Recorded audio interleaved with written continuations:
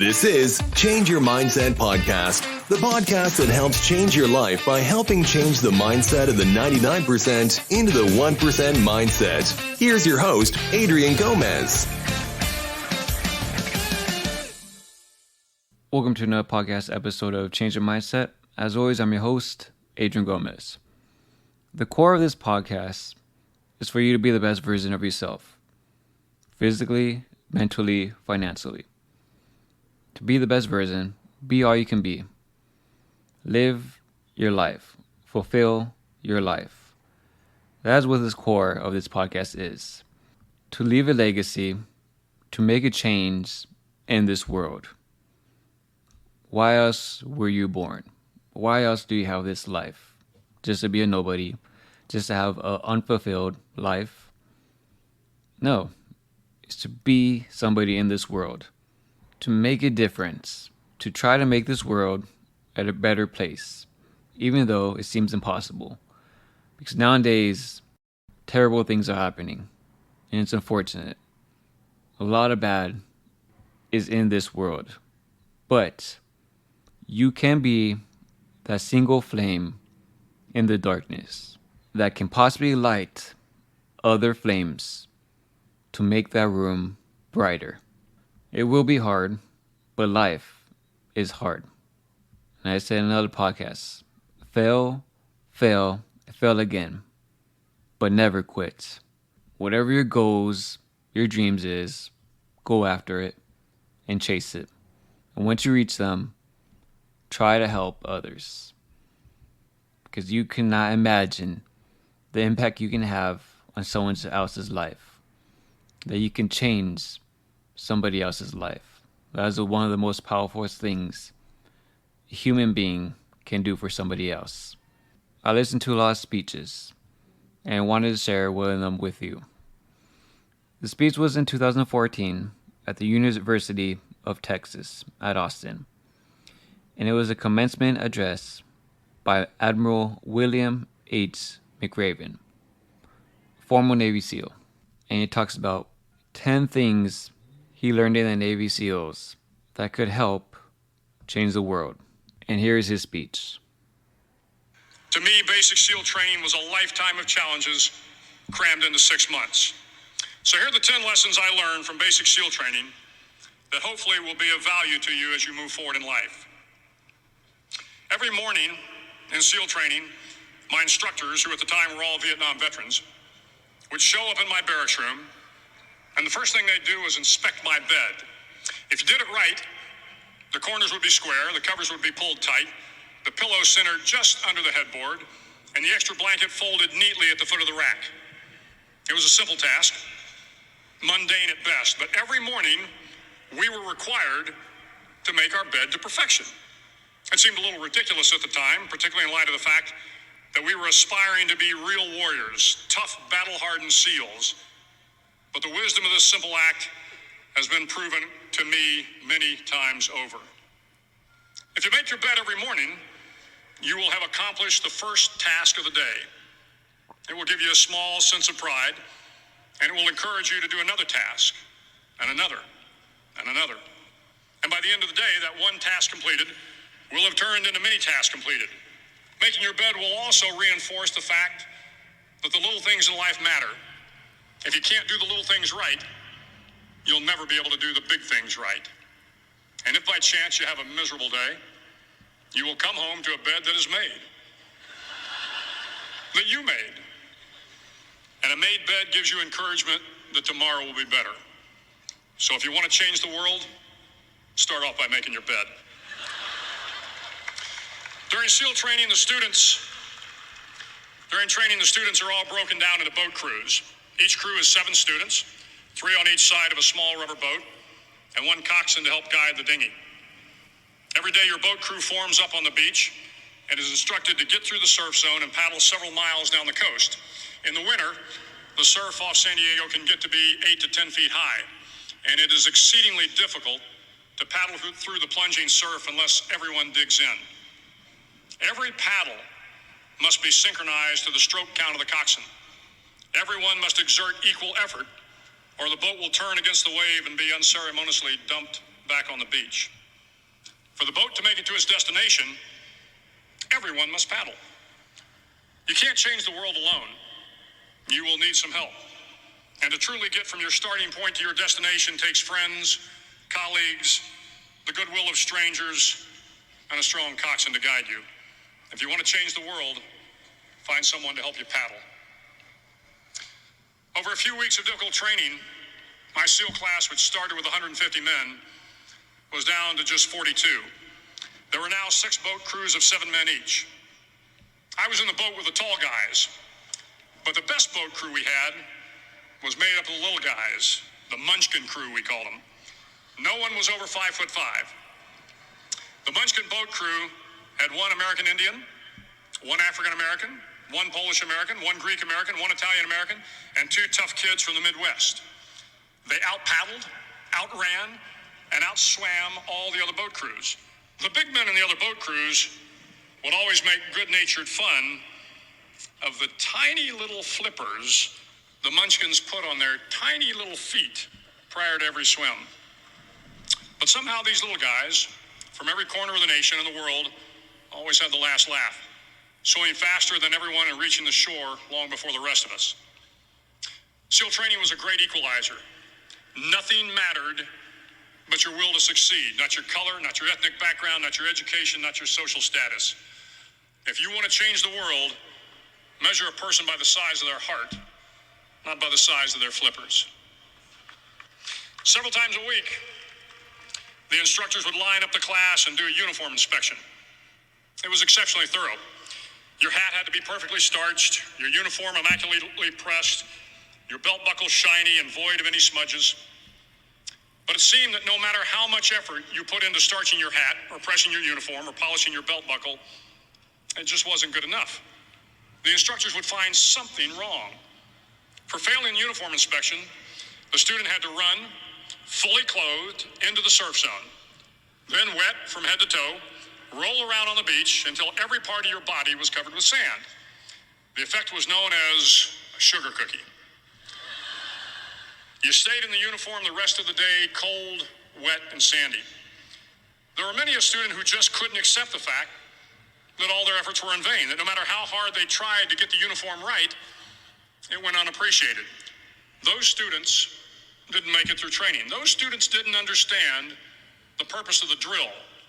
You were never going to succeed. You were never going to have a perfect uniform. The instructors weren't going to allow it. Sometimes, no matter how well you prepare or how well you perform, you still end up as a sugar cookie. It's just the way life is sometimes.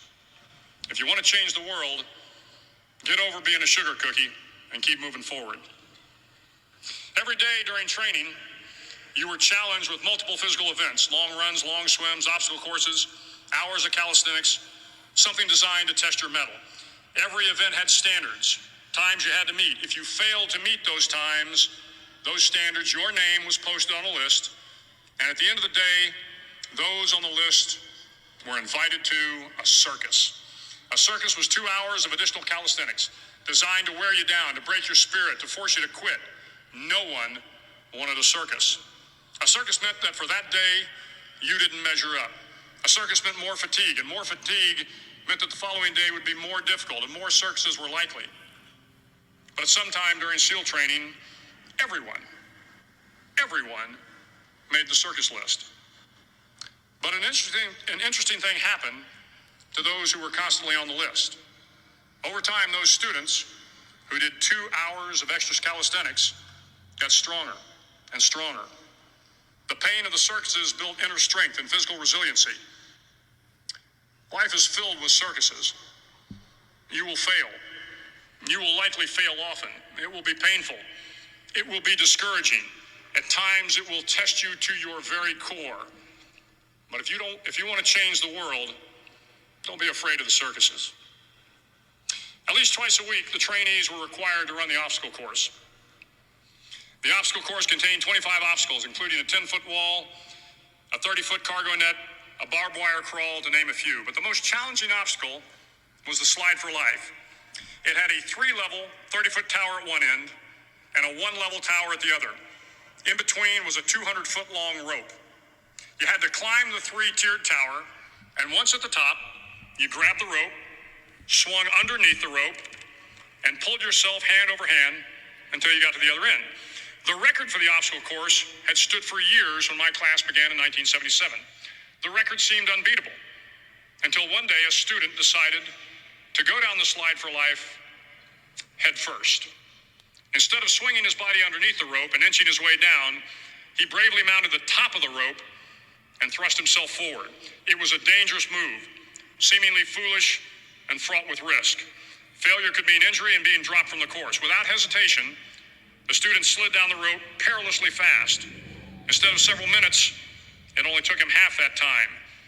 And by the end of the course, he had broken the record.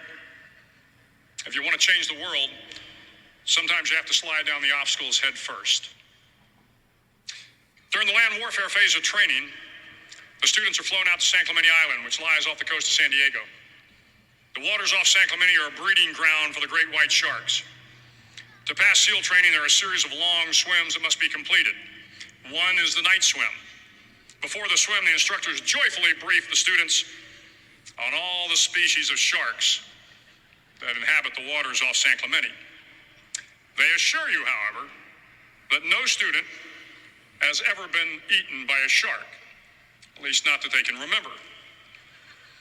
But you are also taught that if a shark begins to circle your position, stand your ground. Do not swim away. Do not act afraid. And if the shark, hungry for a midnight snack, darts towards you, then summons up all your strength and punch him in the snout, and he will turn and swim away. There are a lot of sharks in the world. If you hope to complete the swim, you will have to deal with them. So if you want to change the world, don't back down from the sharks. As Navy SEALs, one of our jobs is to conduct underwater attacks against enemy shipping. We practice this technique extensively during training. The ship attack mission is where a pair of SEAL divers is dropped off outside an enemy harbor and then swims well over 2 miles underwater, using nothing but a depth gauge and a compass to get to the target. During the entire swim, even well below the surface, there is some light that comes through. It is comforting to know that there is open water above you. But as you approach the ship, which is tied to a pier, the light begins to fade. The steel structure of the ship blocks the moonlight. It blocks the surrounding street lamps. It blocks all ambient light. To be successful in your mission, you have to swim under the ship and find the keel, the center line, and the deepest part of the ship. This is your objective. But the keel is also the darkest part of the ship, where you cannot see your hand in front of your face, where the noise from the ship's machinery is deafening, and where it gets to be easily disoriented, and you can fail. Every SEAL knows that under the keel, at that darkest moment of the mission, is a time when you need to be calm, when you must be calm, when you must be composed, when all your tactical skills, your physical power, and your inner strength must be brought to bear. If you want to change the world, you must be your very best in the darkest moments. The 9th week of training is referred to as Hell Week. It is 6 days of no sleep, constant physical and mental harassment, and one special day at the Mud Flats. The Mud Flats are an area between San Diego and Tijuana where the water runs off and creates the Tijuana Sloughs, a swampy patch of terrain where the mud will engulf you. It is on Wednesday of Hell Week that you paddle down to the Mud Flats and spend the next 15 hours trying to survive this freezing cold, the howling wind, and the incessant pressure to quit from the instructors. As the sun began to set that Wednesday evening, my training class, having committed some egregious infraction of the rules, was ordered into the mud. The mud consumed each man till there was nothing visible but our heads. The instructors told us we could leave the mud if only 5 men would quit. Only 5 men, just 5 men, and we could get out of the oppressive cold. Looking around the mud flat, it was apparent that some students were about to give up. It was still over 8 hours till the sun came up. 8 more hours of bone-chilling cold. The chattering teeth and the shivering moans of the trainees were so loud, it was hard to hear anything. then one voice began to echo through the night. One voice raised in song. The song was terribly out of tune, but sung with great enthusiasm. One voice became two, and two became three, and before long, everyone in the class was singing. The instructors threatened us with more time in the mud if we kept up the singing, but the singing persisted, and somehow the mud seemed a little warmer, and the wind a little tamer, and the dawn not so far away. If I have learned anything in my time traveling the world, it is the power of hope. The power of one person, a Washington, a Lincoln, King, Mandela, and even a young girl from Pakistan, Malala. One person can change the world by giving people hope. So if you want to change the world, start singing when you're up to your neck in mud. Finally, in SEAL training, there's a bell. A brass bell that hangs in the center of the compound for all the students to see. All you have to do to quit is ring the bell. Ring the bell, and you no longer have to wake up at 5 o'clock. Ring the bell, and you no longer have to be in the freezing cold swims. Ring the bell, no longer have to do the runs, the obstacle course, the PT, and you no longer have to endure the hardships of training. All you have to do is ring the bell to get out. If you want to change the world, don't ever ring the bell. And that is the end of his speech. At the end of the day, be the best version of yourself. Try to help others. And like you said, try to change the world. So much corruption, so much bad, so much evil right now. It's unfortunate. There's very few good people. There's very few people trying to do better. Very few people that are trying to better their own lives. And like you said, if you try and change the world, never ring the bell. And you can do that for anything. If you have a goal, if you want a better life, make more money, be physically fit, and overall, be the best version of yourself, never ring the bell. Never, ever quit. And that's anything in life. You get what you deserve in this world. This world, this life, has a funny way of testing you. See how hard, how bad, and how much you're willing to sacrifice to get what you want. That is how the world and life tests you. And whether you pass or fail the test, that is up to you. You control your destiny. You control your life. It's up to you what you do with it. Nobody else. Like Tom Brady said, the man in the mirror. It's always the person looking back at you in the mirror. It will always be that person that can change your life. Nobody else. You can't blame anybody else for your situation, for where you are in life. It's up to you. It will always be up to you. You have one life. Don't waste it. That's going to be it for this podcast episode. As always, I truly appreciate you guys listening to these episodes during your day. Because like I said, we only have 24 hours in a day. How you spend your time is up to you. Whether you use it wisely or not is up to you. And I appreciate you guys listening. And as always, I appreciate it. Thank you, Blade262, for being a Patreon member and supporting this podcast and helping it. If you want to be a Patreon member, if you have questions, comments, or even an idea that you want for a podcast episode, you can do that by being a Patreon member in the link in the description below. As always, please share, comment if you like the podcast, and subscribe on whatever platform you're on to help with the podcast reach other people. Because that's how the algorithm works, and it shows that people enjoy this podcast. So thank you guys again. I wish you the best. And as always, change your mindset to change your life. And remember, never, ever ring that bell. Take care. Bye-bye. Thank you for listening to Change Your Mindset podcast. Be sure to tune in every week for a new episode. As always, change your mindset to change your life.